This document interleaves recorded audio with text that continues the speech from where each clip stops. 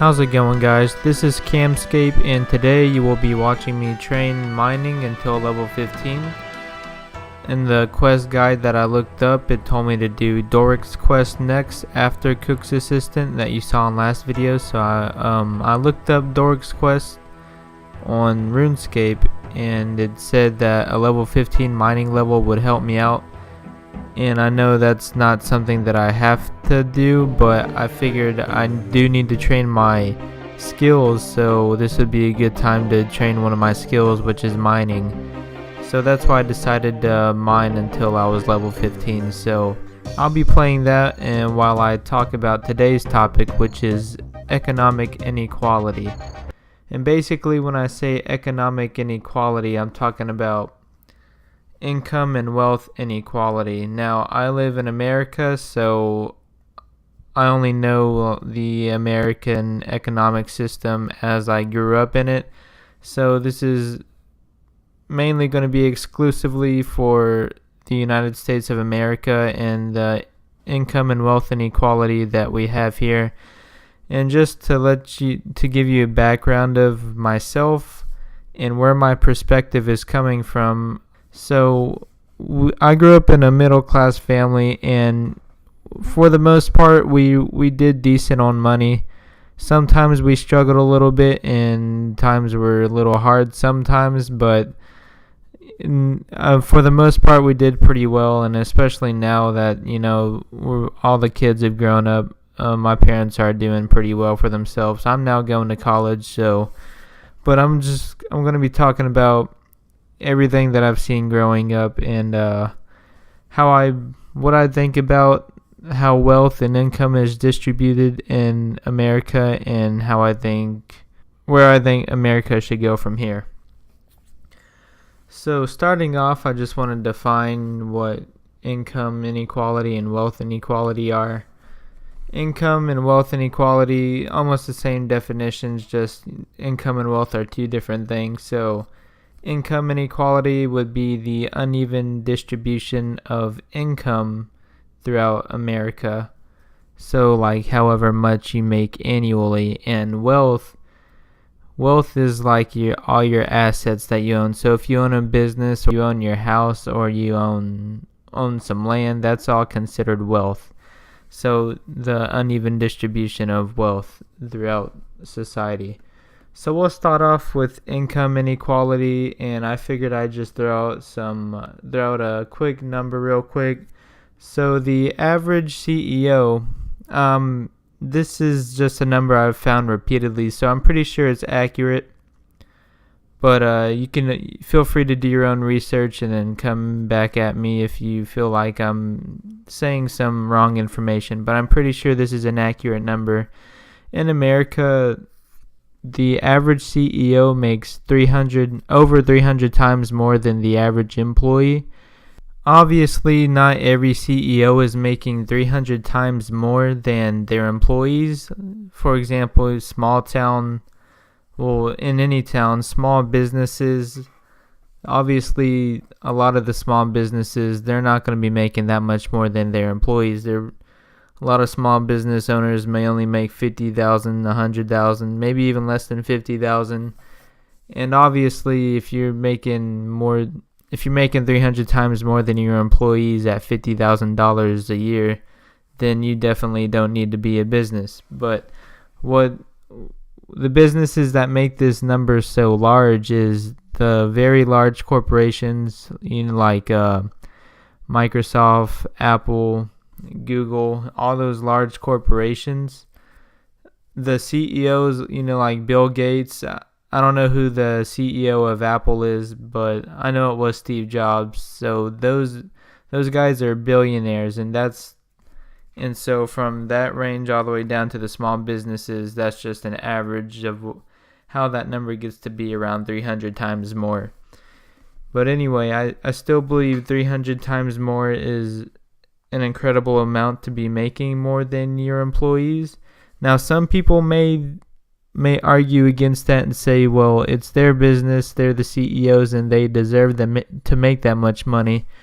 But I just want to say that without the employees, then they're not that company's not going to be where it's at today, making that much money, bringing in that much profit without the employees. And so you could still say the CEO still deserves to make that much. Then we get into an argument about how much the CEO is contributing relative to how much all of the employees are contributing all together.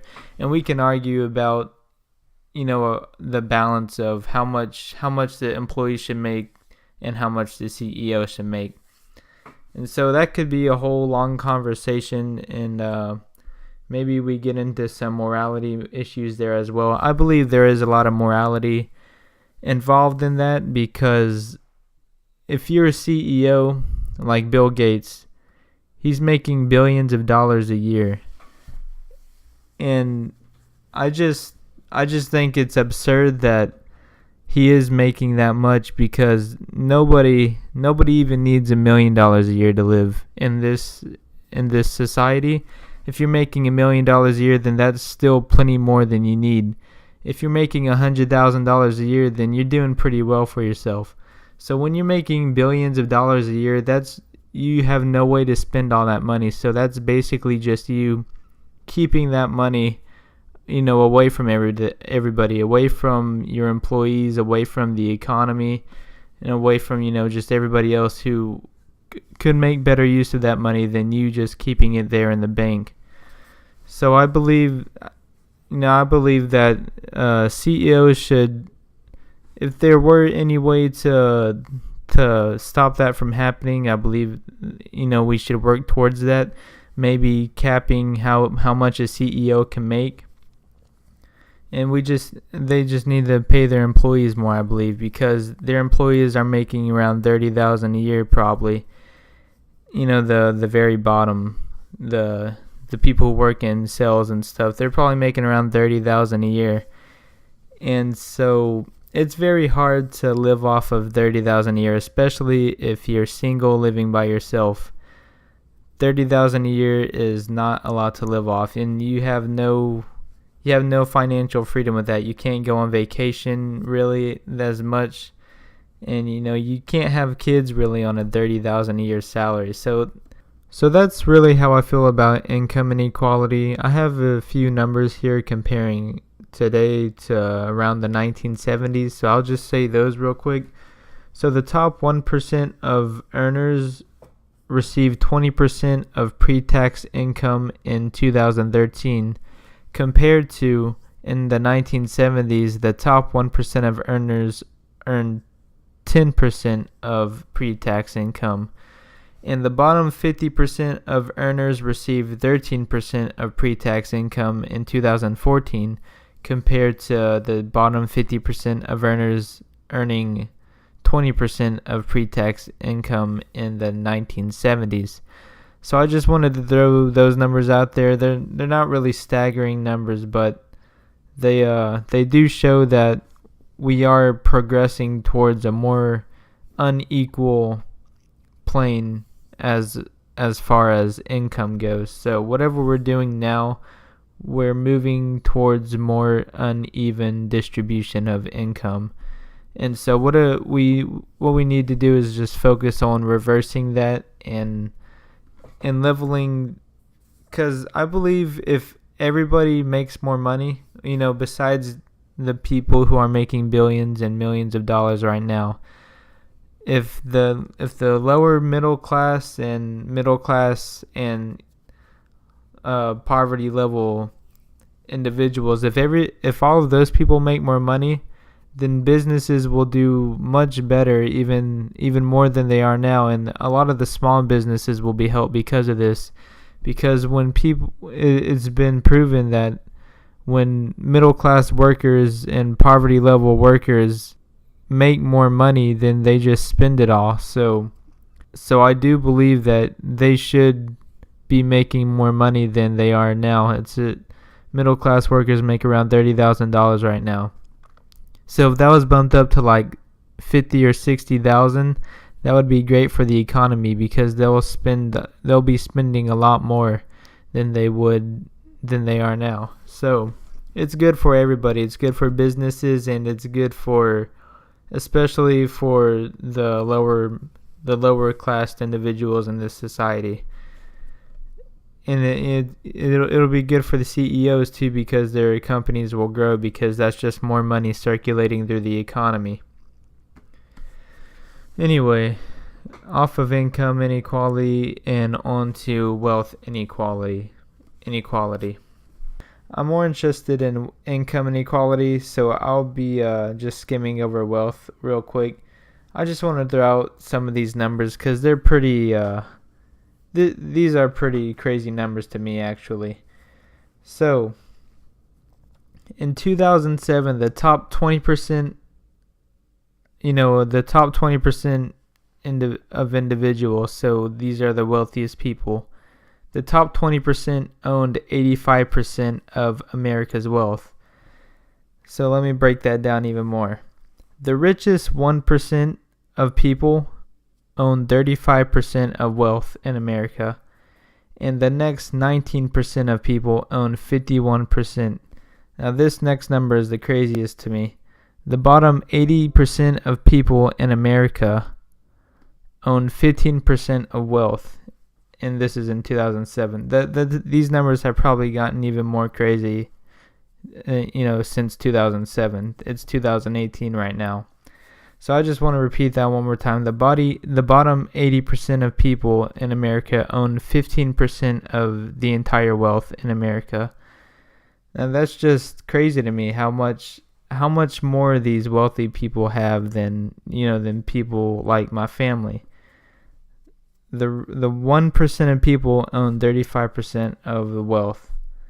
That's just insane to me. I think that's way too uneven, and I do believe that this needs to be distributed more.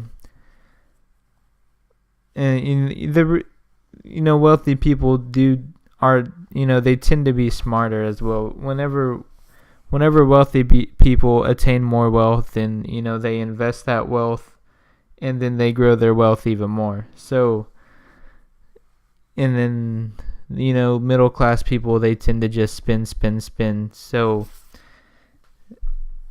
but I do believe, you can't really say it's the middle class's fault, because that's just what they've been taught, and that's just what they've seen growing up. It's a pretty complicated subject. I don't think just because the lower class people, just because that they may be less educated, that it's okay to take advantage of them.